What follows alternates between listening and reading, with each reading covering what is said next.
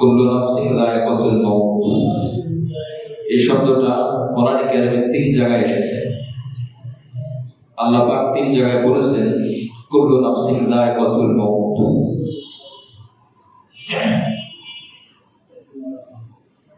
আলোচনা আগের আয়াতগুলোর সাথে সম্পর্কিত 181, 82, 83, 84।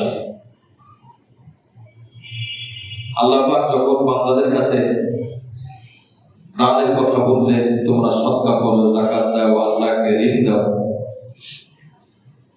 ইহুদি জাতি তখন বললো আল্লাহ কি গরিব হয়ে গেছে? বোঝা যাচ্ছে আল্লাহ গরিব, আমরা ধনী। নাউযুবিল্লাহ। এই কথা শুনে সাহাবায়ে কেরাম খুবই কষ্ট পেলেন। আল্লাহ কি গরিব হলো? আমাদেরকে কষ্ট দিলে এত কষ্ট লাগে না, আল্লাহকে গরিব বললে বেশি কষ্ট লাগে। কারণ আল্লাহ নিজের নাম রেখেছেন গনি, আল্লাহ ধনী। তারা যে বলেছে এই কথা, তারা এই কথার উপর বিশ্বাস না করেই বলে, মূলত বলেছে মুসলমানদেরকে কেমনের জন্য। তারাও জানে আল্লাহ ধনী, তো বললো কেন? উস্কানি দেওয়ার জন্য, মুসলমানদের ভিতরে ক্ষিপ্ত আক্রোশ তৈরি করার জন্য। হযরত আবু বকর সিদ্দিক রাদিয়াল্লাহু আনহু রাগ হয়ে এক ইহুদির গালে টেনে থাপ্পড় মারলেন, মুখে থাপ্পড় মারলেন, কষ্ট সহ্য করতে পারলেন না। এই ঘটনা তিনি থাপ্পড় মারলেন। এই ঘটনার আলোকে 186 নম্বর আয়াত, এই আয়াতের মধ্যে বর্ণনা করা হয়েছে। তো আমি ঘটনাটা আগে বললাম, আয়াতটা পরে আসতেছে। আল্লাহ পাক নবীজিকে বললেন, মুসলিমদেরকে বললেন, আল্লাহকে গরিব বলাতে কষ্ট পাওয়ার কিছু নাই। আল্লাহ প্রেরিত নবীদেরকে এরাই হত্যা করেছে। হত্যা করা তো আরো মারাত্মক। আর আমি আল্লাহ তাদের কৃতকর্মের শাস্তি দিব। এরপরে তারা বলে যে আল্লাহ পাক আমাদের সাথে অঙ্গীকার করেছেন, কোন নবী যদি মুআজিজা না আনে তার উপর ঈমান না আনা, মুআজিজা আনলে ঈমান আনবো। তো তোমাদের নবী মুহাম্মদ কি মুআজিজা এনেছে? তোমরা কি মুআজিজা দেখতে চাও? আগের জামানায় কুরবানির পশু জবাই দেওয়ার পরে আকাশ থেকে আগুন আসতো আর এটাকে পুড়িয়ে দিত, এটাই হলো মুআজিজা। তোমাদের নবী তো কুরবানির গোশত খেয়ে ফেলে, মুআজিজা কোথায় হলো যদি তিনি সত্য নবী হন? আল্লাহ পাক এটাও করিয়ে দেখিয়েছেন। তো আল্লাহ পাক বলেন, যদি সত্য আমি এই সিস্টেমটা রাখি, তারপরও ইহুদির বাচ্চারা ঈমান আনবে না। যারা আনে তারা এমনি আনে, আর যারা আনে না, আবু জাহেল মার্কে শুধু মুআজিজাই চায় কিন্তু ঈমান আনতে চায় না। যদি কেউ আমল করতে না চায়, বিভিন্ন বাহানা খোঁজে, ছুতা খোঁজে, কোন বাহানায় বাঁচা যায়। আর যদি কেউ আমল করতে চায় তো সে বাহানা খোঁজে না, সে আমল করতে চায়। আর চিজ মে লজ্জত है अगर दिल में मजा हो, কবি বলেন প্রত্যেকটা কাজের আমলের মধ্যে স্বাদ আছে যদি ভিতরটা সুস্থ থাকে। প্রত্যেকটা খাবারের মধ্যে আলাদা স্বাদ আছে যদি ভিতর সুস্থ থাকে। প্রত্যেকটি আন্তরিক ঘ্রাণ আলাদা আলাদা ঘ্রাণ যদি নাক ভালো থাকে। যদি কারোর জ্বর হয়, ঠান্ডা লাগে, তো তার কাছে সব আতরের ঘ্রাণ এক রকমের। যত দামি আতর দেওয়া, কই ঘ্রাণ নাই, কই কোনো কিছু মনে হয় না, তো তার নাকে সমস্যা। দামি দামি খাবার জিহ্বায় দেওয়া হয়, স্বাদ পায় না। বলে স্বাদ পায় না কেন? খাবারের স্বাদ নাই, মানে খাবারের স্বাদ আছে কিন্তু জিহ্বায় স্বাদ নাই। যে কোনো জিনিস কাজ করার জন্য দুটি জিনিস সাহায্য দরকার, নেগেটিভ আর পজিটিভ। খাবারের স্বাদ নাই, জিহ্বা ঠিক আছে, তো ওটার স্বাদ নাই। খাবারের স্বাদ আছে, জিহ্বা ঠিক নাই, তাও স্বাদ পাবে না। দুই দিকে ঠিক থাকতে হবে। একজনকে আপনি কূপের মধ্যে পড়ে গেছে কেউ, এখনকার সময় কূপ নাই, মনে করেন কূপের মধ্যে পড়ে গেছে, যারা দেখছেন তারা জানেন, তো কূপ থেকে উঠাবে। তো কূপ থেকে উঠানোর জন্য প্রধানত দুটি শর্ত। একটা হলো উপর থেকে থেকে কেউ টানতে হবে, রশি দিয়ে রশি ফেলাবে, রশি টানতে হবে। দ্বিতীয় নম্বর শর্ত হলো নিচে যে আছে তার রশি ধরতে হবে। রশি উপর থেকে টানে, নিচে রশি ধরে না, তো উঠবে না। রশি নিচে ধরে রাখছে, উপর দিক থেকে রশি টানে না, তাও উঠবে না। দুটিই লাগবে। এই জন্য যারা বলে ইবাদতে মজা নাই, ইবাদতে স্বাদ নাই, তাই করি না, করবো না। ইবাদতে স্বাদ আছে, ইবাদতে আতরের ঘ্রাণ আছে, তো তার নাকে সমস্যা, তোমার নাকে সমস্যা, তোমার নাকের চিকিৎসা করো। ইবাদত ঠিক আছে। মুআজ্জাজ হাজিরিন, এই জন্য যদি স্বাদ নাও পাই তাও তো আমল করতে হবে। কেন আমল করবো? আমি আল্লাহর গোলাম। কাজ করতে কার ভালো লাগে তাও আমরা কাজ করি কিনা? মালিকের অধীনে একজন কর্মচারী কাজ করে সকাল থেকে বিকাল পর্যন্ত, শরীরটা খুব দুর্বল, পেটটা একটু খারাপ, পেট নরম, পাতলা পায়খানা, যেতে মনে যাচ্ছে না, তাও যায়। কেন যায়? বলে দায়িত্ব, আমার কর্তব্য, তাই যেতে হবে। তো ওইরকম এটা আমার কর্তব্য, ভালো লাগলেও করতে হবে, ভালো না লাগলেও করতে হবে। আর যদি কেউ আল্লাহ ভালোবাসায় করে, তখন ওই কাজের মধ্যে সে আলাদা শান্তি পায়। তখন ওই কাজ না করলে তার শরীরে একটা জ্বালা শুরু হয়ে যায়। যখন সে আনন্দ পায়, স্বাদ পায়, শান্তি পায়, তখন আশপাশের আওয়াজ তাকে বিরক্ত করে না, ডিস্টার্ব করে না। এই জন্য আমরা আওয়াজ মুক্ত রাখতে চাই ইবাদত। আমার পরিবেশ ভালো চাই ইবাদত করার জন্য, কারণ আমাদের ওই পরিমাণ ভালোবাসার ইবাদত আমাদের অর্জন হচ্ছে না। নবী আলাইহিস সালাম যখন আমল করতেন, নামাজ পড়তেন, আশপাশের কোনো খেয়াল থাকতো না, তো নবীর মতো তো আমাদের ইবাদত হবে না। তো নবীর মতো যদি ইবাদত না হয়, বাহ্যিক নবী যা করেছেন তাই যদি আমরা করি, তাও নবীর সাথে সাথে সাদৃশ্য মুআজ্জাজ হাজিরিন। তো আল্লাহ পাক বললেন তারা ঈমান আনবে না। এরপরে বলা হলো, হে নবী, আপনাকে যদি তারা মিথ্যাবাদী মনে করে, মিথ্যা বলে, আপনার দুঃখ করার কোনো দরকার নাই। আপনার পূর্বে লক্ষাধিক নবী রাসূল এসেছেন, তাদেরকেও মিথ্যাবাদী বলেছে। দুনিয়ার সবাই দুর্গা চলে, তাও আমি আমার রবকে তো ছেড়ে দিতে পারি না। দুনিয়ার সবাই ইবাদত ছেড়ে দেয়, আমি তো আমাদের রবের ইবাদত আমরা ছাড়তে পারবো না। কারণ আমি তার গোলাম, আমি তার চাকর না, আমি তার গোলাম। আমার সবকিছু তার জন্য। এই জন্য আল্লাহ কোরআনে বলে দিয়েছেন, মানুষের জান, মানুষের নফস, মানুষের জানকে আমি কিনে নিয়েছি জান্নাতের বিনিময়ে। যদি কেউ চায় যে সে জান্নাতে যেতে যাবে, তো তার নিজেকে আমার জন্য বিলীন করতে হবে। দুনিয়াও 16 আনা পেতে চায় আর জান্নাতেও যেতে চায়, এটা অসম্ভব। যদি জান্নাতের মালিক হতে চাও, তো তোমার জানকে আমাকে দিয়ে দাও, তাহলে তুমি জান্নাতের মালিক হবে। ইন্নাল্লাহা আশতারা মিনাল মুমিনিনা আনফুসাহুম ওয়া আমওয়ালাহুম বিআন্না লাহুমুল জান্নাহ। তোমার সম্পদ আর তোমার জান দুটাই আমাকে দিয়ে দাও। আর এই দুটো জায়গায় আমরা বড় দুর্বল। আমরা জানো আল্লাহর জন্য দিতে চাই না, জান দেওয়ার জন্য কথা, নামাজ পড়তে যে কষ্ট হয়, এই কষ্টটাও সহ্য করতে রাজি হয়। জিহাদের মধ্যে কি সে রক্ত ঝরাবে।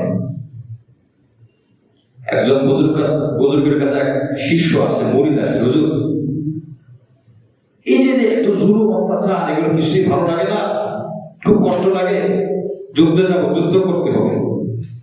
তো হুজুর বলে, যুদ্ধে যাবা? যুদ্ধে গেলে কি হয়? বলে, যুদ্ধে যে ইসলাম বিজয় করবো, যুদ্ধে গেলে তো মরে যাওয়ার আশঙ্কা আছে। হুজুর জানি তো, মরে গেলে অসুবিধা, শহীদ হয়ে যাবো।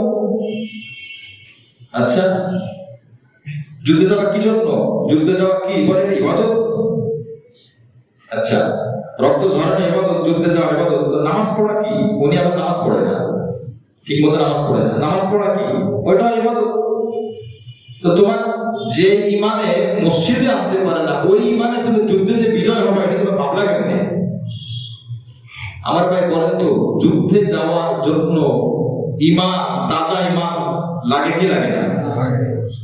নবীদের যুগে যত মুনাফিক ছিল যুদ্ধের পিছনে থাকতো, প্রথমে চেষ্টা করতো যে বেঁচে যায় কিনা। যদি দেখে যে বাঁচতে পারে নাই, তো সাহাবীদের সাথে গিয়ে পিছনে থাকতো। এরপরে যে বাঁচে না তখন চেষ্টা করে কোন ফাঁকির এদিক থেকে আসতে সরে যায়, দূর দিয়ে ইশারা দেয় কাফের আমার মারিস না, আমি নবীর সাথে আছি ঠিক, কিন্তু আমি তোদের বিপক্ষে না, আমি তোদেরকেও মারবো না, নবীর সাথেও থাকবো না, নবীর সাথে আসছি কিছু সুযোগ নেওয়ার জন্য, গনিমতের মানটা করার জন্য। এই জন্য মুআজ্জাজ হাজরিন, নামাজ আল্লাহর হুকুম, রোজা আল্লাহর হুকুম, হজ আল্লাহর হুকুম, যাকাত আল্লাহর হুকুম, জবান নিয়ন্ত্রণ করা আল্লাহর হুকুম, কান নিয়ন্ত্রণ করা আল্লাহর হুকুম, চোখ নিয়ন্ত্রণ করা আল্লাহর হুকুম, মহিলা পর্দায় থাকবে আল্লাহর হুকুম, মুসলমান তার ব্যক্তিগত জীবন আল্লাহর হুকুম অনুযায়ী সাজাবে, মাথা থেকে পা পর্যন্ত, ব্যবসা থেকে দোকান, বাড়ি পর্যন্ত, বাসা থেকে দোকান পর্যন্ত সব জায়গায় ইসলাম দিয়ে যে সাজাতে পারবে, তার ইমানে মজবুত হবে, তার ইমান মজবুত থাকবে, ওই ইমান দিয়ে সে জিহাদে গেলে জিহাদেও সে সফল হবে, সে শহীদ হলে সে জান্নাতে চলে যাবে। আর যার ফরজের খবর নাই, ওয়াজিবের খবর নাই, আপনি কি মনে করেন যুদ্ধের ফজিলত তার সংস্থানে ঠিক আছে, কিন্তু আমি আপনি এখনো উপযুক্ত হতে পারি না? সাহাবায়ে কেরাম অল্প কয়েকজন নারায়ে তাকবীর আল্লাহু আকবার ধ্বনি দিলে কাফেররা ভেগে যায়, আর মুসলমান আল্লাহু আকবার নারায়ে তাকবীর ধ্বনি দিলে কাফেররা কেমন শক্তিশালী হয়। এর কারণ কি? নবী সাল্লাল্লাহু আলাইহি ওয়াসাল্লাম বলেছেন, শেষ জামানায় এমন হবে যে তোমাদেরকে কেউ ভয় করবে না। সাহাবীদেরকে বলতেছে, তোমরা বিজয় হবে না, চিল্লাপাল্লা অনেক করবা, করতে হবে, তাই বলে কি এগুলা ছেড়ে দেবো? বলে না, ছেড়ে তো দেওয়া যাবে না। কেন বিজয় হবো না ইয়া রাসূলুল্লাহ? আমাদের সংখ্যা কি কম হবে? সাহাবায়ে কেরামের ধারণা ছিল অল্প সংখ্যা হলে হয়তো হেরে যায়। নবীজি বলেন, সংখ্যা কম হবে না, বরং তোমরা সংখ্যা অনেক হবে, কিন্তু তোমরা খেয়ালকোটার মতো, টিস্যু পেপারের মতো হালকা হয়ে যাবে। যেদিক থেকে বাধা আসবে উল্টা দিকে তুমি চলতে থাকবে, যেদিকে স্রোত যাবে সেদিকে তোমরা ছুটবে। তোমাদের দ্বারা ইসলামের কাজ হবে না, উপকার হবে না, ঈমান দুর্বল হবে, আমল দুর্বল হবে, আল্লাহর হুকুম মানবে না। মূল কারণ হলো দুইটা। রাসূল কারীম সাল্লাল্লাহু আলাইহি ওয়াসাল্লাম বলেন, হাওর গালেবা, এটা গ্রাস করেছে, যার দরুন তোমরা বিজয় হবে না। পৃথিবীর সমস্ত কাফের শক্তি, পরাশক্তি, বিভিন্ন দল উপদল, এরা একজন আরেকজনকে ডাকবেন, আসো আসো আসো। খ্রিস্টান ইহুদিকে ডাকবেন, আসো। নাসারা ইহুদিকে ডাকবেন, আসো। বৌদ্ধ হিন্দুকে ডাকবেন, আসো। সবাই মিলে আসো, সবাই আসো। কোথায় আসবো? আসো মুসলমানদেরকে খাই, মুসলমানদেরকে গিলে খাই। নবীজি বলেন হাদিস, যেমন খাবার যখন তৈরি হয়ে যায় তখন বাড়িওয়ালা মেহমানদের ডাকে, আসেন, খাবার পরিবেশন করা হয়ে গেছে, আপনারা দস্তরখানায় প্লেটে বসেন। তো তোমরা আমার প্লেটের খাদ্য, আর পৃথিবীর সমস্ত কাফেররা তোমাদেরকে চিবিয়ে চিবিয়ে খাবে, তোমরা কিছুই করতে পারবে না। এক জায়গায় যখন মুসলমানদের আক্রমণ হয়, এর বিরুদ্ধে যখন মুসলমান মৌখিক প্রতিবাদ করে, তো আরেক দেশের মধ্যে মুসলমানদের উপর আক্রমণ শুরু হয়। কি কথা বলেন, ঠিক না? মসজিদের উপর আক্রমণ হয়, মুসলিমদের উপর আক্রমণ হয়, মাদ্রাসার উপর আক্রমণ হয়, মুসলিমদের উপর আক্রমণ হয়। সব কুফরি শক্তি এক। আপনি মনে করেন হিন্দু, বৌদ্ধ, কাফের, খ্রিস্টান, শিখ এসব ভিন্ন না, মুসলমানদের বিরুদ্ধে সবাই সব রসুলের গোড়ায় মুসলমানের বিরুদ্ধে। মুআজ্জাজ হাজরিন, নবীজি বললেন দুইটা কারণে তারা দুর্বল হবে। এক নম্বর হুব্বুদ দুনিয়া, দুনিয়ার ভালোবাসা, সম্পদের ভালোবাসা, কারাহিয়াতুল মাউত। দুই নম্বর মৃত্যুর অপছন্দ। এই দুটা কারণে তাদের দিল দুর্বল থাকবে এবং এই কারণে তারা সব জায়গায় পরাজিত হবে। এই জন্য আল্লাহ পাক বলেছেন, তোমার সম্পদ আমাকে দিয়ে দাও, দুনিয়ার ভালোবাসা বাদ দাও, আর তোমাকেও আমাকে দিয়ে দাও, তোমার জানকে আমাকে দিয়ে দাও। আমরা দুইটা কোনোটাই দিতে পারি নাই। সম্পদ শুধু জমা করি, কৃপণতা করি, ব্যয় করি না, খরচ করি না। কেন খরচ করি না? লোভের কারণে। দুই নাম্বার, আমার শরীর থেকে একটা পশম যেন না ওঠে, আমার যেন কোনো কষ্টই না হয়। বিশ্বের সব মুসলমান যা হয় হোক, আমার যেন কিছু না হয়, আমার যেন কোনো কষ্ট না লাগে, আমি যেন আরামে থাকতে পারি। কোনো এক জবান খুলবো না, চোখে তাকাবো না, হাত দিয়ে নড়াচড়াও করবো না, পা দিয়ে আমি পদচারণা করবো না, আমার সবার যা হয় হোক। এই যে নিজের ভালোবাসা, আত্মকেন্দ্রিক ভালোবাসা, সম্পদের ভালোবাসা, এই দুই কারণে মুসলিম যদি শত শত কোটি হয়, 2-1 লক্ষ কাফের এই সমস্ত শত শত কোটি মুসলিমদেরকে গ্রাস করার জন্য যথেষ্ট হবে, এটা নবী বলে গিয়েছেন। কারণ আমরা পাক্কা মুমিন হতে পারি না, কথা বলেন ঠিক কিনা? আপনি বলেন তো, আপনি আলেম যাচাই বাছাই করেন কোন হাদিসের মানদণ্ড, কোন হাদিস দিয়ে যাচাই বাছাই করেন আমরা কোন পর্যায়ে ইমানদার। আমরা যারা নামাজ পড়েন এরা বাপ, যারা নামাজ পড়ে তাদের মধ্যে আপনি ইমান যাচাই করেন। আপনি কি মনে করেন মুখে একটু দাঁড়িয়ে থাকবো, একটু গায়ে জামা থাকবো, 5 ওয়াক্ত নামাজ পড়লাম, ইমান পরিপূর্ণ হয়ে গিয়েছে? না। যতক্ষণ পর্যন্ত আমার ব্যক্তিগত পূর্ণ জীবন, আমার পারিবারিক পূর্ণ জীবন, আমার সামাজিক পূর্ণ জীবন, আমার অর্থনৈতিক পূর্ণ জীবন, আমার চাকরির জীবন পূর্ণ জীবন, আমি সর্বোচ্চ যতক্ষণ পর্যন্ত চেষ্টা না করব ততক্ষণ পর্যন্ত আমি মুমিন হতে পারবো না। এবার আসেন, কয়জন আমরা মুমিন আছি? কয়জন মুমিন আছি? আমরা বহুত অপরাধ করতেছি, করার পর আমাদের সেই অনুভূতি পর্যন্ত নাই। কেন অনুভূতি নাই? আমি মনে করছি আমি ইমানদার আছি। কেন? আমি না নামাজ পড়ি, আমি না ওয়াজ শুনি, আমি না তাফসিরে বসি, আমি না উমরায় যাই, আমি না যাকাত দিই, আমি তো রমজান রোজা রাখি, আমি তো পাক্কা মুমিন। কথা বলেন ঠিক কিনা? এটা একটা শয়তানের ধোঁকা। সব জায়গায় আমাদের ইসলাম মানতে হবে, কোন জায়গায় ইসলাম ছাড়া আপনি থাকতে পারবেন না। যে গুণটা ছিল সাহাবীদের মধ্যে, 10 জন সাহাবী যখন আল্লাহু আকবার বলতো, হাজার হাজার কাফের মনে করতো হায় আল্লাহ কি যেন হয়ে যাচ্ছে। মুআজ্জাজ হাজির, এইজন্য মুসলমানের ঈমান এখন ঠোঁটে লাগায়, ভিতরে ঢুকতে পারতেছে না। মুসলমানের ঈমান শুধু এখন চোখের উপরে, কানের উপরে, ভিতরে ঢুকতেছে না, যার জন্য ভিতর থেকে সে শক্তি তৈরি হচ্ছে না। আল্লাহ পাক রব্বুল আলামিন আমাদের সকলকে পাক্কা ঈমানদার হওয়ার তৌফিক দান করেন। আমি চেষ্টা করব আমরা। আপনার দোকানের মধ্যে আপনি রাসূলের তরিকা সাজান না, আপনার ঘরটা রাসূলের তরিকা সাজান না। আচ্ছা, ঘরের মধ্যে আমাদের মাফ করবেন, কষ্ট নেবেন না, কষ্ট পাবেন না, ঘরের মধ্যে নবীজির কোন সাহাবীর ঘরের মধ্যে কোন ছবি টানানো ছিল? আমরা নামাজের মধ্যে বহু মানুষ আছে, ছবি টানানো আছে কি আছে না ঘরের মধ্যে? তাহলে আপনার আমার ঘরে কোনো নবীর আদর্শ আমরা করা হয় নাই, তাহলে আমি আপনি কিভাবে যুদ্ধে বিজয় হব? প্রত্যেকটা পয়েন্টে পয়েন্টে আপনি আসেন, তালাশ করেন, খুঁজে বের করেন। তারাও তো ব্যবসা করছে, তারাও তো চাকরি করছে, তারাও তো খাট খামার করছে, তারাও তো বিবাহ শাদী করছে। কই আমার আপনার বিবাহ রাসূলের কয়টা তরিকা আছে খুঁজে দেখান তো। একাধিক বিবাহ তারা করেছেন, রাসূলের তরিকা কি আছে, রাসূলের পন্থা কি আছে, সেগুলো তারা ফলো করেছে। আর এই জামানায় রাসূলের তরিকা নাই, কিভাবে বিবাহ অমুকের হয়, তমুকের হয়, অমুকে কমিউনিটি সেন্টার ভাড়া করছে 2000 স্কয়ার ফিট, আমি 4000 না করলে হবে না। আচ্ছা, এটা তো ভাড়া করার কোনো দোষণীয় না, কিন্তু আমরা জাগতিক প্রতিযোগিতায় লেগে আছি। অমুকে রাসূলের আদর্শ 90 আদর্শ ফলো করে বিবাহ করেছে, আমি 100 আদর্শ ফলো করে বিবাহ করব। কয়জন এই প্রতিযোগিতায় নেমে আছি আমরা? মুআজ্জাজ হাজিরিন, এটা হলো বাস্তবতা। আপনি আমার কথা বোঝেন না বোঝেন, আমি আপনাকে বোঝাতে পারি না পারি, এটাই সত্য, এটাই বাস্তব। আমি বুঝাইতে না পারলে আমার ব্যর্থতা, আপনি না বুঝলে আপনার ব্যর্থতা, কিন্তু বাস্তবতা এটাই। কথা বলে ঠিক কিনা? রাসূলের তরিকা, রাসূলের আদর্শ, বৈবাহিক জীবন, সাংসারিক জীবন, সন্তানদের লালন পালন, স্ত্রীকে খেয়াল করা, বাবা মা যত্ন করা, যে যে দায়িত্বগুলো আছে, কয়টা আমরা জানি? যদি আমি মুমিন, আমাকে জিজ্ঞাসা করা হয় আমি বিবাহ করেছি, স্ত্রীর কয়টা ভাগ বলেন? সন্তান আছে 4-5 জন, সন্তানের কয়টা ভাগ বলেন?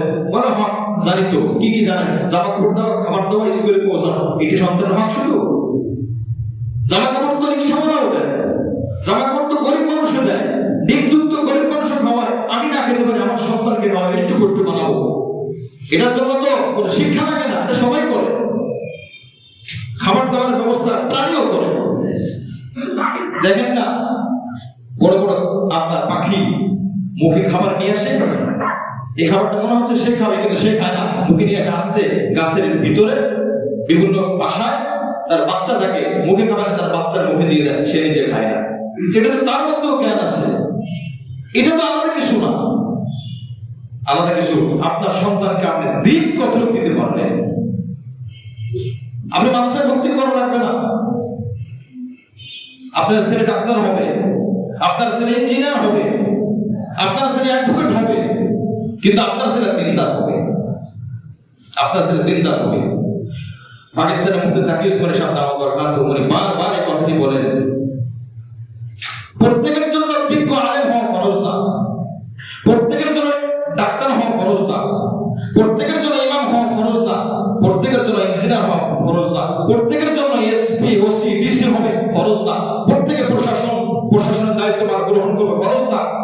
তবে যেই হোক না কেন প্রত্যেকের জন্য মুসলিম হওয়া ফরজ। কথা বলেন ঠিক কিনা?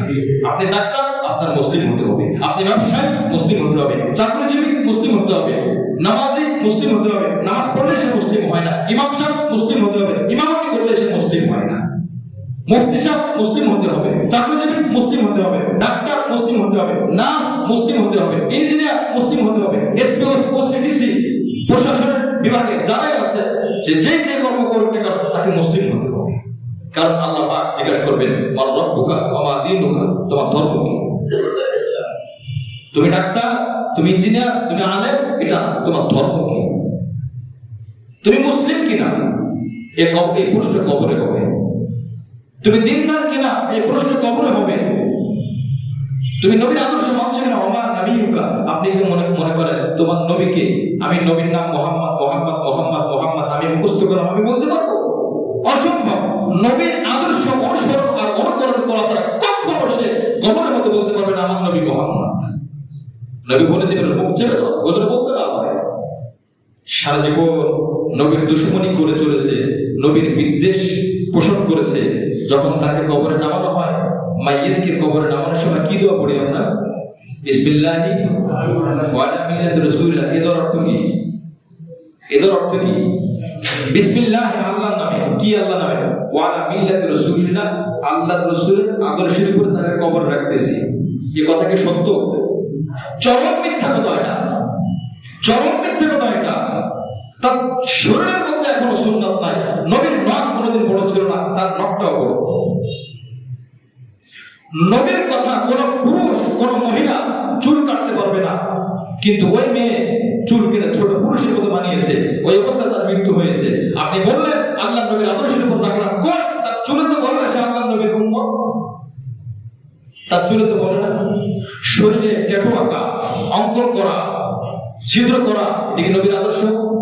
আল্লাহ নবী বুখারী শরীফের মধ্যে নিষেধ করেছেন লানাল্লাহু ওয়াসিলা ওয়াল মুস্তাওসিলা, যারা অঙ্কন করবে, যারা অঙ্কন করাবে, যারা ট্যাটু আঁকবে, যারা আঁকাবে, সবার উপরে আল্লাহ পাকের অভিশাপ। এটা তো অঙ্কন করা আছে, রাসূলের আদর্শ না, রাসূলের উম্মত বোঝা যায় না। যখন কবরে রাখা হচ্ছে, বলা হচ্ছে রাসূলের আদর্শের উপর রাখা হলো, আপনি চরম মিথ্যা কথা বললেন। তো বলি কারো মিথ্যা কথা? নবী বলছেন তাই নিজে বাঁচার জন্য বলি, কিন্তু কবরে যাওয়ার পরে মাটি দিয়ে যখন চলে আসবো তখন আমি যে বলছি, আমরা যে বলছি, যারা এই অবস্থায় মৃত্যু হবে, কবরে যাবে, সেখানে তারা কুতা খাবে আর বুঝবে তোমার নামে বলে গেছে ওই বাবা 100 টাকা 200 টাকার স্যান্ডেল আর শু কিনে অ্যাপেক্সের শোরুম থেকে বা বাটার শোরুম থেকে সুন্দর প্যাকেট কিনেছে। তো দেখলে তো মনে হয় বাটা অ্যাপেক্স ব্র্যান্ডের জুতা, খুব দামি জুতা আছে, ঈদ উপলক্ষে স্ত্রী মনে করে খুব দামি জুতা এনেছে। প্যাকেট যখন ভিতরে বাসা আনছে, প্যাকেট খুলছে, খোলার পরে ওই আপনার স্যান্ডেলের গায়ে লেখা থাকে অ্যাপেক্স না অ্যাপোক্স? কি লেখা? অ্যাপোক্স কি অ্যাপেক্স? তো কাবার থেকে মনে হয়েছে যে 2000 টাকার জুতা। যখন জুতাটা বের করা হয়েছে 2000 টাকা, গুলিস্তান ফুটপাত থেকে 200 টাকা কিনে আনা হয়েছে। তখন ওই স্ত্রী তার স্বামীকে কি বলবে? 1 নম্বর স্বামী বলবে না 2 নম্বর স্বামী? ওই সন্তানটার বাপকে 1 নম্বর বাপ বলবে না 2 নম্বর বাপ বলবে? তো 2 নম্বর বাপ, মিথ্যুক বাপ। আমার বাবা তুমি এই স্যান্ডেলে আনতে কোনো দুঃখ ছিল না, কেন তুমি বাটার প্যাকেট লাগায় ভিতরে ঢুকাইলা? অনুরূপ ভাবে কবরের মধ্যে ফেরেশতা বলবে, হে আমার আল্লাহর বান্দা, তোর কাপড়ে তো মনে হয় তুই মুসলমান, তুই মুমিন, কিন্তু তোর কাপড়টা খুললে তোর মাথা থেকে পা পর্যন্ত তোকে তো আল্লাহর নবীর উম্মত কখনোই মনে হয় না, তোর আল্লাহর নবীর দুশমন মনে হয়। আল্লাহ পাক অভিশাপ। মুআজ্জাজ হাজিরিন, কবরে যখন যাবে সম্পদ যাবে না, শিক্ষা যাবে না, কিছুই যাবে না, অন্তত বডিটা, শরীরটা তো আমি রাসূলের আদর্শ অনুযায়ী সাজাই। কথা বলেন ঠিক কিনা? মাসআলা হলো কোন মানুষ যদি মারা যায়, কথার কথা আমি একটা উদাহরণ দিচ্ছি, কোন মানুষ যদি মারা যায়, পুরুষদের জন্য মোস্ট বড় রাখা জায়েজ আছে? এই যে বড় রাখে, ঠোঁট থেকে যায়, পানি খাচ্ছে, মাকরু হচ্ছে, উযু গোসল করে ঠিক মতো পরিষ্কার হচ্ছে না। এরপরে নখ বড় রাখতেছে, ময়লা আছে। মারা যাওয়ার পরে যদি কেউ চিন্তা করে মোষটা বড় দেখতে খারাপ দেখা যায়, মোষটা কেটে দিই, মাসআলা হলো জায়েজ নাই। কেন জায়েজ নাই? যখন মারা গেছে এই অবস্থা আল্লাহ তাকে কবর রাখতে হবে। নখটা বড় দেখতে কেমন দেখা যায়, মেয়েটা মারা গেছে, মানুষ দেখতে কি বলবে, মেয়েটার নখ বড়, মেয়েটা মানে খারাপ ছিল, তার নখটা কেটে দিই, না, নখটা জায়েজ নাই। ওই অবস্থায় কবরে আপনার পাঠাইতে হবে, ওইখানে তার হিসাব নিকাশ হবে, মুআমালাত হবে। আমার ভাই, কথাগুলো বাস্তব কথা, যেভাবে আপনি নেন, যেভাবে আমি বলি না কেন, আমি মিষ্টি সুরে বললেও কথা এটা, আমি খুব কষ্টের সাথে বললেও কথা এটা। এই জন্য আল্লাহ পাক রব্বুল আলামিন বলেছেন, কুল্লু নাফসিন যায়িকাতুল মাউত, প্রত্যেকটা নফস মৃত্যুবরণ করবে। প্রত্যেকটা নফস, নফস কাকে বলে? যার মধ্যে প্রাণ আছে, প্রাণকে নফস বলে, রূহকে নফস বলে। সবাই মৃত্যুবরণ করবে। এটার ব্যাপারে মানুষ, গরু, ছাগল সবাই বরাবর, ফেরেশতা সবাই বরাবর। কিন্তু এরপরে যে কথাটা আল্লাহ পাক বলছেন, এই কথাটার ব্যাপারে সবাই বরাবর না।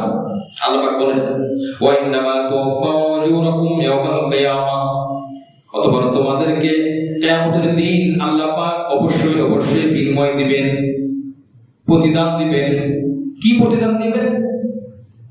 যদি ভালো কাজ করে যাও ভালো প্রতিদান, আর যদি আল্লাহর হুকুম না মেনে কবরে যাও, কিয়ামতের ময়দানে ওঠো, আল্লাহ পাক তোমাদেরকে খারাপ প্রতিদান দিবেন। আল্লাহর জায়গায় হচ্ছে দুইটা, একটা জান্নাত একটা জাহান্নাম। আল্লাহর হুকুম মেনে কাজ করে কবরে আসলাম, কিয়ামতের ময়দানে উঠলাম, আল্লাহ পাক জান্নাতের চাবি দিয়ে দিবেন, সুবহানাল্লাহ। আর যদি ঠিকভাবে কাজ না করে আসো, জীবনটা আল্লাহর হুকুম মতে সাজায় না আসো, আল্লাহ পাক জাহান্নামের চাবি দিয়ে দিবেন, যাইতে মন চাইবে না, ফেরেশতারা টানতে টানতে তাকে জাহান্নামের দিকে নিয়ে যাবে। এটা শুধু মানুষ আর জিন। তো সবাই মারা গেল, গরু ছাগল সবাই মারা গেল, তাদের মৃত্যুই শেষ, তাদের কিন্তু জান্নাত আর জাহান্নাম নাই, ফেরেশতাদের জান্নাত জাহান্নাম নাই, শুধুমাত্র মানুষের জিনের জান্নাত জাহান্নাম। এই আয়াতটা মানুষের জিনের জন্য।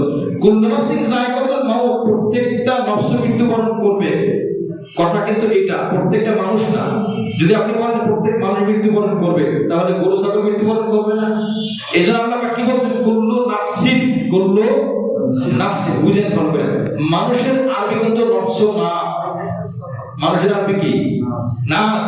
তো কুল্লু নাসিন বলছে যে প্রত্যেক মানুষ মারা যাবে, তার মানে বুঝলেন মশা মাছি জীবিত থাকবে না, প্রত্যেকটা নফসই মৃত্যুবরণ করবে, যার মধ্যে প্রাণ আছে সব ধ্বংস হবে। তবে হিসাব সমান হবে না। হিসাব কার হবে? মানুষ এবং জিন তোমাদের হিসাব দেওয়া হবে, তোমাদের হিসাব চাওয়া হবে তোমাদের থেকে, আর বিনিময় দেওয়া হবে যাকে জাহান্নাম থেকে দূরে রাখা হবে, অর্থাৎ তার কৃত্য কর্মের কারণে জাহান্নাম থেকে বেঁচে গেল, ওয়াদখিলাল জান্নাত, জান্নাতে চলে গেল, ফাকাদ ফাজ, সে চরম এবং সর্বোচ্চ সফল কাম হয়ে গেল, সুবহানাল্লাহ। মানুষ আর জিন জান্নাতে বা জাহান্নামে যাবে, কোন প্রাণী জান্নাতে যাবে না, কোন প্রাণী জাহান্নামে যাবে না, কোন ফেরেশতা জান্নাতে যাবে না, কোন ফেরেশতা জাহান্নামে যাবে না। সমস্ত মানুষ এবং জিন তাদের বিনিময় দেওয়া হবে। ওয়া ইন্নামা তুওয়াফাউনা উজুরাকুম ইয়াওমাল কিয়ামাহ ফামান যুহজিহা আনিন নার ওয়া উদখিলাল জান্নাতা ফাকাদ ফাজ। আল্লাহ পাক বলেন সফল কাম। তবে যারা সফল কাম হবে না, এর মূল কারণ কি? সফল কাম না হওয়ার মূল কারণ আল্লাহ পাক বলেন সফল কাম না হওয়ার মূল কারণ হলো দুনিয়া। দুনিয়ায় থেকে তারা দুনিয়ায় ভোগে ব্যস্ত ছিল, যার জন্য জান্নাত থেকে মাহরুম হয়েছে, জাহান্নামে চলে যাবে। আল্লাহ পাক এবার দুনিয়া সম্পর্কে কি বলেন? আল্লাহ পাক দুনিয়া সম্পর্কে বলেন, ওয়ামাল হায়াতুদ দুনিয়া ইল্লা মাতাউল গুরুর, দুনিয়ার জীবনটা শুধুই মাত্র ধোঁকার ভোগ্য বস্তু। ধোঁকার ভোগ্য বস্তু, ধোঁকার উপভোগ বস্তু। ধোঁকার উপভোগ কিটা কেমন? দোকানে গেলে দুই প্রকারের খাবার পাওয়া যায়, একটা হলো ভালো খাবার আর একটা হলো নকল খাবার, দূষিত খাবার। ভালো খাবার উপকার আর দূষিত খাবার ধোঁকা। দেখতে বিস্কুটের মতো কিন্তু মেয়াদ নাই, খারাপ। তো দুনিয়াটা ওই নষ্ট বিস্কুট, এটা সাময়িক সময়ের জন্য, ভালোভাবে চলুক খারাপভাবে চলুক আল্লাহ এটা দেখবেন না। সুন্দর না কালো আল্লাহ এটা দেখবে না, লম্বা না খাটো আল্লাহ এটা দেখবে না। স্বাস্থ্য ভালো না স্বাস্থ্য চিকনের আল্লাহ এটা দেখবে না, সুস্থ না অসুস্থ আল্লাহ এটা দেখবে না, শিক্ষিত না অসুস্থ আল্লাহ এটা দেখবে না, ধনী না গরিব আল্লাহ এটা দেখবে না, মালিক না ভাড়াটে আল্লাহ এটা দেখবে না, ইমাম না মুসল্লি আল্লাহ এটা দেখবে না, আলেম না গায়রে আলেম আল্লাহ এগুলো দেখবে না। আল্লাহ পাক দেখবেন বান্দার আমল আর বান্দার ঈমান, বান্দার কলব। ওয়াল হায়াতুদ দুনিয়া ইল্লা মাতাউল গুরুর। দুনিয়ার জীবনটা হলো ধোঁকার জীবন। ধোঁকার জীবনে পড়ে যদি কেউ ধোঁকা খেয়ে যায়, ধোঁকায় পড়ে যায়, সে জান্নাত থেকেও বঞ্চিত হবে, জাহান্নামে চলে যাবে। এই জন্য আল্লাহ পাক বললেন, তুমি যদি জান্নাতে যেতে চাও আর সফল কাম হতে চাও, তাহলে দুনিয়ার ধোঁকার জীবনটা ধোঁকা হিসাবে গ্রহণ করো। দুনিয়া যেন তোমাকে গ্রাস করতে না পারে, দুনিয়া যেন তোমাকে ধ্বংস করতে না পারে। ওয়াল হায়াতুদ দুনিয়া ইল্লা মাতাউল গুরুর।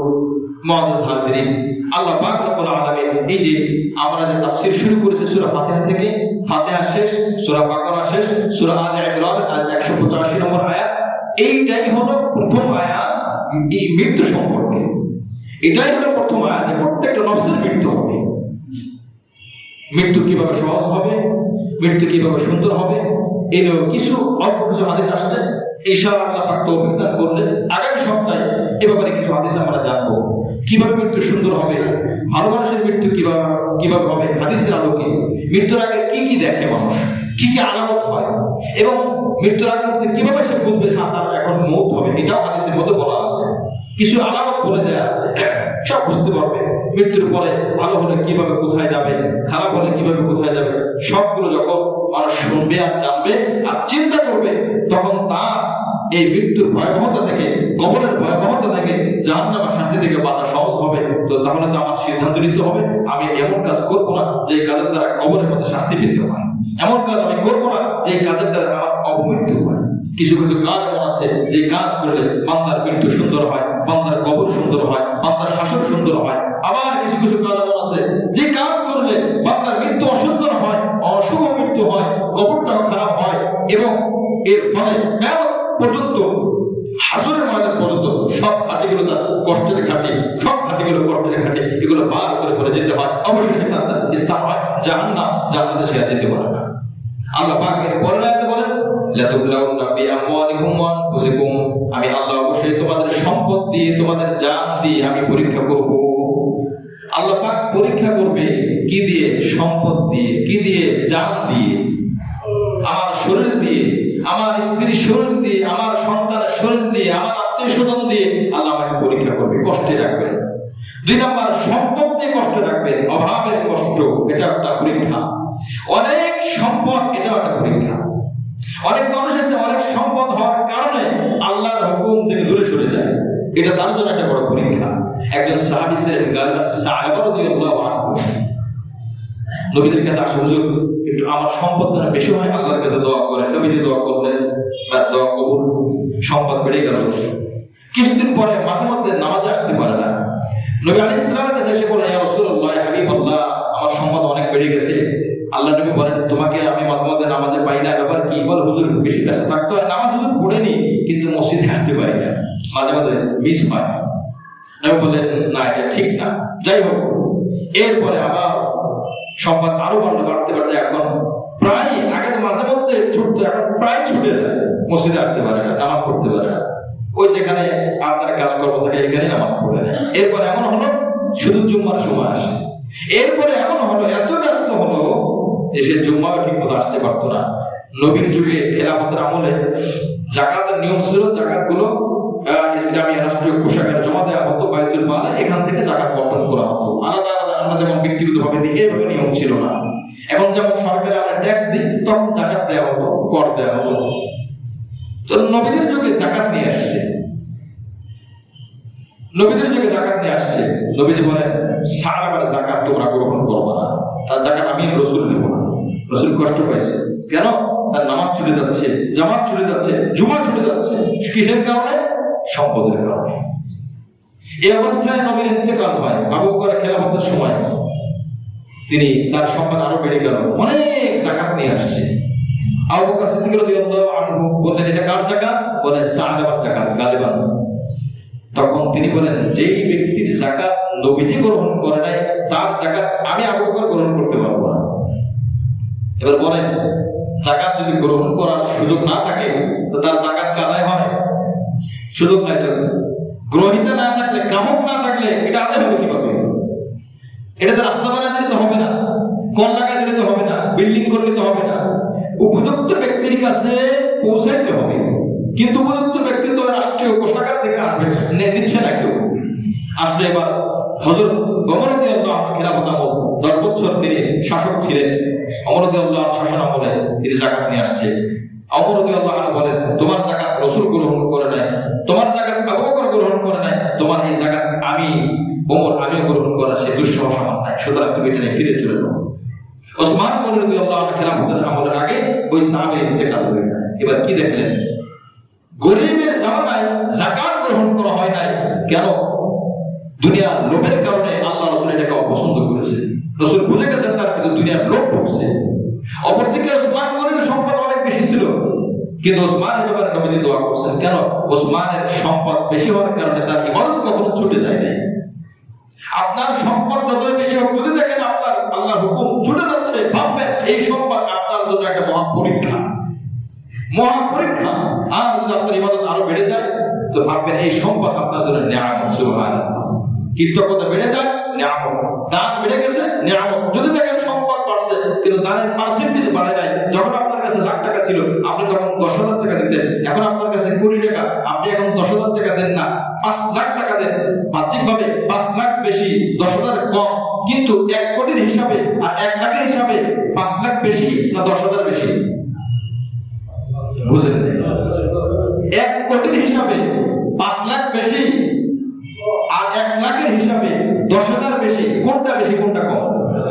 10,000 বেশি, 5 লাখ কম। কেন কম? কারণ 1 কোটির হিসাবে 10%, ভুল হয়েছে, 5%, আর 1 লাখের হিসাবে 10%। পার্সেন্টেজ হিসাব করা হবে, পরিমাণ হিসাব করা হবে না, পার্সেন্টেজ। এখন এই লোকের কাছে যখন 1 কোটি টাকা আসলো, এখন ইনি এখন 10 টাকা, আপনারা কি বলে 5 লাখ টাকা দেয়, তো উনি চিন্তা করেন আগে তো 10,000 টাকা দিছি, কত কম দিছি, এখন 5 লাখ করে বাবা অনেক বেশি হচ্ছে। আল্লাহ দেখতে পারে বান্দা 1 লাখের 10,000 দিতা, যে 10% ছিল, এখন তুমি 5% দাও, তো তুমি অনেক বেশি কই রাখলা যে আমি আল্লাহ তোমাকে 1 লাখ দিয়েছিলাম, ওই আমি আল্লাহ তোমাকে 1 কোটি দিয়েছি, এখন আমি তোমাকে পরীক্ষা করার জন্য দিলাম, বান্দা তোমার 10% ঠিক থাকে কিনা আমি আল্লাহ দেখলাম পরীক্ষা করে, তোমার 10% ঠিক থাকে না, পরিমাণ বেড়েছে, পার্সেন্টেজ কমেছে, আগে ছিল 10%, এখন আমরা 5%। মানুষ, দুনিয়ার মানুষ জানে তুমি যাকাত দান বেশি করেছো, আমি আল্লাহ বলছি বান্দা তোমার মধ্যে কৃপণতা দিন দিন বেড়েই যাচ্ছে, যদি বলে কথা ঠিক কিনা। এটাই হলো আপনি পরীক্ষা করবেন যে আপনি এই নিয়ামত দ্বারা আপনি ইবাদত আপনার পারলো না কমলো, এটা হলো দানের সাইড। এরপর ইবাদতের সাইড, আপনি আগে 10 টাকা দৈনিক নফল নামাজ পড়তেন, এখন আপনি পড়তে পারেন না, কেন? ভাববেন জানায় নাই আমার সম্পদ তো আমাকে গ্রাস করে ফেলছে। ইয়া আইয়ুহাল্লাযীনা আমানু লা, সূরা মুনাফিকুন, মুনাফিকদের সূরা, শেষের দিকে আল্লাহ পাক বলছেন লা তুলহিকুম আমওয়ালুকুম ওয়া আওলাদুকুম, তোমার সম্পদ যেন তোমাকে আল্লাহর ইবাদত থেকে দূরে না সরায়। আল্লাহ পাক সতর্কবাণী শুনিয়ে দিয়েছেন। এইজন্য আল্লাহ পাক বলেন লা তুবলাউন্না ফি আমওয়ালিকুম ওয়া আনফুসিকুম, তোমার সম্পদে তোমার জানমালে আমি আল্লাহ পরীক্ষা করব। ওয়া লা তাসমাউন্না মিনাল্লাযীনা উতুল কিতাবা মিন ক্বাবলিকুম ওয়া মিনাল্লাযীনা আশরাকু আযান কাসীরা, আর আহলে কিতাব যারা কাফের যারা তোমাদের পূর্বে যারা ছিল তাদের থেকে এবং মুশরিকদের থেকে তোমরা অনেক কষ্ট পাবে, অনেক কষ্ট পাবে। যেখানে ধৈর্য রাখা দরকার সেখানে তোমরা ধৈর্য ধারণ করবে, যেখানে লড়াই করা দরকার সেখানে তোমরা লড়াই করবে। সব জায়গায় লড়াই হয় না, সব জায়গায় ধৈর্য হয় না। আল্লাহ এই আয়াতের শান নজিল বলেন এখানে হলো তোমার ধৈর্যের জায়গা। ওয়া আনতাসবিরু ওয়া তাত্তাকু, যদি তোমরা ধৈর্য ধারণ করতে পারো আর মুত্তাকি হতে পারো, আল্লাহ পাক বলেন ফাইন্না যালিকা মিন আযমিল উমুর, আর এটা হলো সবথেকে মহৎ কাজ এবং বড় হিম্মত ওয়ালা কাজ। আল্লাহ পাক বলেন যে সমস্ত ঘটনা ঘটে যায়, যে কষ্টগুলো দিয়ে দেয়, মৌখিক কষ্ট যেগুলো ঘটে গিয়েছে, এটার ব্যাপারে তুমি প্রতিশোধ না নিয়ে তুমি একটু ধৈর্য ধারণ করো, একটু কষ্ট সহ্য করো। এবার আছে ওই শুরুতে বলেছিলাম আবু বকর সিদ্দিক রাদিয়াল্লাহু আনহু এক ইহুদিকে থাপ্পড় মারছে, মনে আছে? কি জন্য মারছিল? আল্লাহকে গরীব বলছে যে আমরা ধনী, আমরা গরীব। আবু বকর সিদ্দিকের কষ্ট সহ্য হয় না, থাপ্পড় মারছে। আল্লাহ পাক আয়াত নাযিল করে দিয়েছেন, নবীজি বলেন আবু বকর থাপ্পড় মারা দরকার নাই, তারা যেটা বলেছে তোমার কষ্ট লেগেছে তুমি ধৈর্য ধারণ করো। তাহলে এই আয়াতে কি বললো? ধৈর্য ধারণ করা। সব জায়গাকে মানলে কাজ হবে? এই জন্য আমরা অনেক সময় বুঝি না, সব জায়গায় জিহাদ চলে না, কোন জায়গায় জিহাদ চলবে না তাও না। ক্ষেত্র বুঝে আপনাকে চিকিৎসা করা, এটার নাম হল ইসলাম। আপনি বাড়াবাড়ি করবেন, যেখানে জিহাদ সেখানে ছাড়াছাড়ি করবেন, ইসলাম হবে না। যেখানে মৌখিক জিহাদ সেখানে আপনি চুপচাপ বসে থাকবেন, হবে না, এটা ছাড়াছাড়ি।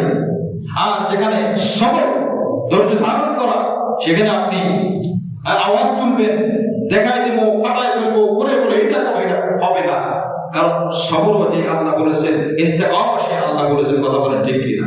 এই আয়াতের তাফসীর দেখবেন, ইনশাআল্লাহ অনেক কিছু বুঝে আসবে। এই জন্য আমরা ব্যালেন্স রাখতে পারি না। আল্লাহ পাক জায়গায় জায়গায় বলেছেন এই নবীর উম্মতের একটা বিশেষ বৈশিষ্ট্যই হবে এটা, এই নবীর উম্মত বাড়াবাড়ি করে না, ছাড়াছাড়িও করে না। ওয়াকাযালিকা জাআলনাকুম উম্মাতাও ওয়াসাতা, এদেরকে আমি আল্লাহ মধ্যমপন্থী উম্মত বানিয়েছি। মুসা নবীর উম্মত বাড়াবাড়ি করছে বেশি, ঈসা নবীর উম্মত ছাড়াছাড়ি করছে বেশি। আল্লাহ পাক বলেছেন বাড়াবাড়ি করা আমি আল্লাহ পছন্দ করি না। যেখানে সবর সেখানে জিহাদ আমি আল্লাহ পছন্দ করি না। ছাড়াছাড়ি করা আমি আল্লাহ পছন্দ করি না। যেখানে জিহাদ সেখানে সবর, এটা আমি আল্লাহ পছন্দ করি। মুআজ্জিজ হাজিরিন, তাহলে ইসলাম বুঝতে হলে সঠিক গবেষণা, সঠিক জ্ঞানের আলোকেই বুঝতে হবে, কথা বলেন ঠিক কিনা? দেখে আমি আপনি যা ইচ্ছা পাঁচিকেটা অনুবাদ দেখলাম, ব্যাস লেগে গেলাম না, বুঝতে হবে কোন কোন প্রেক্ষাপটে। তাফসীরের বৈশিষ্ট্যই হলো এটা, প্রেক্ষাপট ছাড়া, শারীরদূত ছাড়া আপনি কোন আয়াত আমল করতে পারবেন না। 2 নম্বর পারায় রহিত আয়াত আছে, 7 নম্বর পারায় রহিত আয়াত আছে, 1 নম্বর পারায় রহিত আয়াত আছে, আপনি কি করবেন? আপনার রহিত আয়াত সম্পর্কে জ্ঞান থাকতে হবে।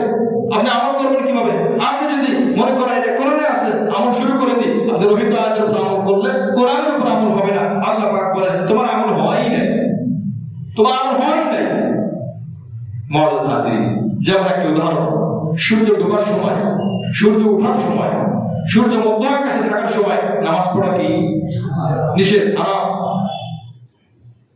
এবার আসেন, একটা হাদিসে আসছে যেই দিন যা আসর ছুটে যায়, ধরুন আজকে শুক্রবার, আজকে একজন আসর পড়তে পারে নাই, আসর নামাজ পড়ে না, হঠাৎ করে ঘুম থেকে উঠে দেখে বা হঠাৎ মনে আসছে আমি তো আসর পড়ি নাই, তখন দেখতেছে যে সূর্য ডুবতেছে, এখনো ডুবে শেষ হয়নি, ডুবা উপক্রম বা ডুবার মুহূর্ত। তাহলে ওই হাদিস বলে সূর্য ওঠার সময়, সূর্য ডোবার সময়, সূর্য মধ্য আকাশে থাকার সময় নামাজ পড়া হারাম। তাহলে আজকে আপনার আসর ছুটে গেছে, এখন দেখতেছেন আপনি সূর্য ডুবতেছে, আপনার ওই হাদিস অনুযায়ী কি করা উচিত? নামাজ পড়া উচিত না নামাজ না পড়া উচিত? না পড়া উচিত, যেহেতু হাদিসে বলছে ফরজ নামাজ হোক, হ্যাঁ সূর্য ডোবার পরে আপনি কাজা করবেন, এই তো কথা। ফজরের সময় কিন্তু একই কথা, কিন্তু আসরের ব্যাপারে আলাদা হাদিস চলে আসছে, কথাগুলো বুঝেন। আসরের ব্যাপারে আলাদা হাদিস আসছে, আসরের নামাজ যদি কারো ছুটে যায়, ওই দিনে আসরের নামাজ ওই দিন সূর্য ডোবার সময় যদি হয়, সূর্য ডোবার সময় পড়ে নেওয়া উত্তম, ভালো। না পড়লেও সমস্যা নাই, পরে কাজা করতে হবে, বাকি পড়লেও আরাম হবে না। সুবহানাল্লাহ। হয়তো অনেকে এই হাদিসটা নতুন জানলেন, এটা নতুন না, এটা পুরান, জানলাম নতুন করে, এটা বোঝার হাদিস। তাহলে আমরা জানি সূর্য ডোবার সময়, সূর্য ওঠার সময়, সূর্য মধ্য আকাশে থাকার সময় হারাম। আপনি আবার বললেন হ্যাঁ, যেই নবী হাদিসের মধ্যে বলেছেন হারাম, ওই নবীর পরবর্তীতে হাদিস আসছে আসরের সময় আসরের নামাজ ছুটে গেলে ওই ব্যক্তির জন্য ওই দিনের, ভালো করে বুঝবেন, নফল নামাজ বলি নাই, কিন্তু অন্য দিনের নামাজ বলি নাই, ওই দিনের আসর নামাজ ওই সময় পড়া তার জন্য বৈধ। তবে নামাজ না পড়ে পরেও কাজা করতে পারে, কোনো সময় অপশন দেওয়া হয়েছে, তবে যদি কেউ পড়ে এটা হারাম হবে না। বুঝে আসছে মাসআলাটা? এখন আপনি যদি মনে করেন হাদিসটা না জানেন, আপনি এখন কি করবেন? বসে থাকবেন, আমি আসর পড়বো না। কেন পড়বেন না? হাদিস আসছে সূর্য ওঠার সময়, সূর্য ডোবার সময়, মধ্য আকাশে থাকার সময় নামাজ পড়া নিষেধ, তাই পড়বো না। কিন্তু আরেক হাদিসে আসছে নবী পড়ার কথা বলেছেন, আপনি পড়লে পড়তে পারেন, আপনি না পড়ে কাজা করবেন কেন? এটাই হলো ইসলাম। আজ আমরা বেশিও বুঝি, কম বুঝি, তার জন্য মূলটা বুঝি না। অ্যান্টিবায়োটিক বেশি খাইলেও সমস্যা, মাঝখানে গ্যাপ দিয়ে খাইলেও ডাক্তার বলবে আবার শুরু করেন। 1000 টাকাতে আপনি 14টা ওষুধ কিনছেন, 7 দিনে খাবেন, 2 দিন খাওয়ার পরে ওষুধে গ্যাপ পড়ছে, ডাক্তারের কাছে গেছেন, কি করবো? ডাক্তার আবার শুরু করেন, কারণ এর একটা সূত্র আছে, সূত্র মাঝখানে গ্যাপ পড়ে গেছে। আবার আপনি চিন্তা করলেন, ডাক্তার বলছে 14 দিন, 7 দিনে 14টা খেতে, তো যদি 7 দিন পরে তো সুস্থ হবে, 3 দিনে এই 14টা খেয়ে ফেলি, তাদের সুস্থ হয়ে যাবো। সুস্থ হবে তো না, এটার নাম বাড়াবাড়ি। এই জন্য আমার কথা যদি আমি বোঝার জন্য অনেক কথা আমি বলি, আপনারা বোঝেন কিনা আমি জানি না। ইসলাম সবকিছু সমাধান দেওয়া আছে, কিন্তু আমরা অনেক সময় বাড়াবাড়ি ছাড়াছাড়ি করি। বাস এটা বই পাই না, ও কোরআন শরীফ না, ঠিক আছে এর অনুবাদ আছে, ও আচ্ছা আমাকে ঠিক আছে, হ্যাঁ এটা আমরা শুরু করব না, এটা নাম ইসলাম না। এই কারণে ভুল হয়, এই কারণে মতলক্ষ হয়, এই কারণে একটা ফিরকা তৈরি হয়, আর কিছু না। একটা ডাক্তার যখন আপনাকে একটা ঔষধ লিখে দেয়, আপনি কি মনে করেন একদিনের পড়ালেখা করে যে আপনাকে দেয়? দীর্ঘদিন পড়াশোনা অভিজ্ঞতা ইন্টারনেট করে তারপর আপনাকে ঔষধ দেয়। ওষুধ দিলে হয় না, ওষুধ তো কিনে ফার্মেসি থেকে, ডাক্তার তার ওষুধ দেয় না, তিনি পরামর্শ দেন।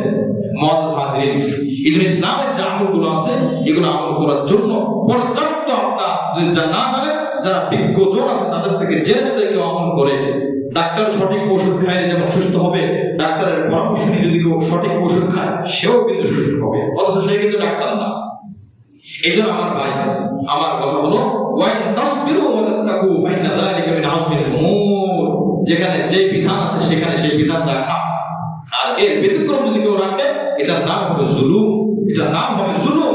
যেখানে নফল সেখানে নফল, যেখানে ফরজ সেখানে ফরজ, নফলকে ফরজের গুরুত্ব দেওয়া, ফরজকে নফলের গুরুত্ব দেওয়া, এটার নাম হলো বাড়াবাড়ি ছাড়াছাড়ি। আর ইসলাম এটাকে পছন্দ করে না। কথা বলেন ঠিক? সময় থাকলে আমি আরো কিছু টানতাম। বুখারী শরীফের মধ্যে এরকম হাদিস এসেছে, নবীর যুগে সাহাবায়ে কেরাম বাড়াবাড়ি করছে, নবী চোখ লাল হয়ে গেছে, চেহারা লাল হয়ে গেছে, আমি তোমাদের থেকে কম বুঝি। নবী রাগ হয়ে বলছেন, আমি বুঝি না, আমি ইবাদত কম করি তোমাদের থেকে, তোমরা বেশি বুজুর্গ হয়ে গেছো, এভাবে নবী বলছেন, দম দিয়েছেন। ওরা মনে করছে ইবাদত করাই হলো বুজুর্গি। নবী বলছেন, শোনো, কখনো ইবাদত ছাড়াই হলো বুজুর্গি, কখনো ইবাদত ছাড়াই হলো আল্লাহর দাসত্ব, আল্লাহর গোলামি। এদের ব্যালেন্স থেকে চলো, অল্প বিদ্যা ভাই, অল্প বিদ্যা নিয়ে এগিয়েও না, তুমিও গোমরা হবে, তোমার অনুসারীরা তারাও গোমরা হবে। এই জন্য মুআজ্জাজ হাজিরিন, আমরা আংশিক ভাবে যে আমি গত সপ্তাহে বা কবে বলেছিলাম, কোন এক মহিলা মহল থেকে না জানার কারণে হয়েছে যে নামাজের মধ্যে যত সম্ভব, যতদূর সম্ভব সূরা লাহব কম কম পড়া, সূরা লাহব কম কম পড়ে। কেন? এর মধ্যে আবু লাহাবের বদনাম করা হয়েছে, আবু লাহাব খারাপ ব্যক্তি, তার নাম বেশি আনা যাবে নামাজের মধ্যে। আচ্ছা বলে সূরা লাহব কি কোরআনের সূরা না? তো উনি নেক্সট সূরাতে কোরআনের সূরা থেকে বয়কট করতেছে। তাহলে কিছুদিন পরে কি বলবে জানেন? যে সূরা কাফিরুনও পড়া যাবে না। কেন পড়া যাবে না? আবু লাহাব খারাপ মানুষ, তার কারণে সূরা লাহব যদি কম কম পড়তে হয়, সূরা কাফির তো খারাপ, ওর কারণে এই সূরা কম কম পড়তে হবে। কি বলেন, কথা ঠিক কিনা? যুক্তি যদি হয় ওইটাতে এটা কেন হবে না? এর কিছুদিন পরে আবারও বলবে সূরা ফিল পড়া যাবে না। কেন? সূরা ফিলের মধ্যে খারাপ মানুষের আলোচনা আসছে, না এটা বাদ দাও, এটা পড়া যাবে না। তার কিছুদিন পরে আবার বলে সূরা হুমাযাও পড়া যাবে না। কেন? হুমাযার মধ্যে খারাপ মানুষের কথা আছে। এর কিছুদিন পরে বলা হবে বড় বড় সূরা পড়া যাবে না। কেন? ওর মধ্যে ফিরআউনের নাম আছে, ওর মধ্যে হামানের নাম আছে, ওর মধ্যে কারুনের নাম আছে, সুতরাং এই সূরাগুলো পড়া যাবে না। কথা বলেন ঠিক কিনা? যে যুক্তিটা আপনারা পড়া উচিত, এই যে যারা বললো এই কথাটা, আমি কিন্তু অনেক জায়গা থেকে কথাগুলো শুনতেছিলাম যে আবু লাহাব কম কম পড়তে হবে সূরা লাহব। কেন? এটা মধ্যে খারাপ ভৎসনা করা হয়েছে, খারাপ কথা বলা হয়েছে, নাউজুবিল্লাহ নাউজুবিল্লাহ। আচ্ছা খারাপ না ভালো, এই বিচার কি আল্লাহ আমাকে করার জন্য পাঠাইছে দুনিয়াতে? আমার জন্মের হাজার লক্ষ বছর আগে কোরআনের জন্ম, আল্লাহর কথা আমি বুঝলাম, আমি বুঝে গেছি, আল্লাহ বোঝে নাই। আমার ভাই, এই জন্য আমরা ইসলাম আল্লাহর হুকুম মানবো, শরীয়তের সঠিক মানদণ্ড ঠিক রেখে রেল লাইনের চাকা যতক্ষণ পর্যন্ত 3 ইঞ্চি পাতের উপর থাকবে, ততক্ষণ রেল ঠিক থাকবে, ট্রেন ঠিক থাকবে। 3 ইঞ্চি জায়গা থেকে যদি 1 ইঞ্চি বা 2 ইঞ্চি পিছলে যায়, তাহলে তার লাইন থেকে পড়ে গেলে সেগুলো আর সামনে একটু আগাইতে পারবে না। আমরা মনে করবো আমরা ইবাদত করতেছি, কিন্তু আগাইতে পারবো না। আল্লাহ পাক রব্বুল আলামিন আমাদের সকলকে আয়াতের শেষ অংশ ওয়াইন তাসবিরু ওয়া তাত্তাকু, সে শিক্ষা হলো তোমরা সবর করো, মানে ধৈর্য ধারণ করো, আর তাকওয়া অর্জন করো। এই দুইটা উপদেশ ইউসুফ আলাইহিস সালামকেও কিন্তু দেওয়া হয়েছে। ইউসুফ আলাইহিস সালাম বলেছেন, আল্লাহ পাক, হে আমার ইউসুফ শোনো, যে ব্যক্তি সবর করবে আর তাকওয়া অর্জন করবে, ওমাইয়াসবির ওয়া ইয়াত্তাকি ফাইন্নাল্লাহা লা ইউযিউ আজরাল মুহসিনিন, আমি আল্লাহ তাদের বিনিময় কখনো নষ্ট করি না। সুবহানাল্লাহ। কিয়ামত পর্যন্ত তো নবী ইউসুফ আলাইহিস সালাম সবর করছিলেন, ভাইরা তাকে কষ্ট দিয়েছে, তিনি সবর করেছেন। 2 নাম্বার, তিনি তাকওয়া তাকওয়া মানে কি আল্লাহর হুকুম অমান্য করে নাই, গুনাহ থেকে বেঁচেছে। জুলাইখা গুনাহের দিকে ডেকেছে, তিনি গুনাহ থেকে ধাবিত হয়নি, তিনি গুনাহ থেকে ধাবিত হননি আল্লাহর ভয়ে। তো দুইটা গুণই তার মধ্যে ছিল। এই আয়াতের মধ্যে 186 নম্বর আয়াতে আল্লাহ পাক বলেছেন সবর অর্জন করো, তাকওয়া অর্জন করো। এটা মহৎ কাজ, গুরুত্বপূর্ণ কাজ, হিম্মত ওয়ালা কাজ। আল্লাহ আমাদের সকলকে তার পরিপূর্ণ পাক্কা সাচ্চা মুমিন বান্দা বানাতে তৌফিক দান করেন।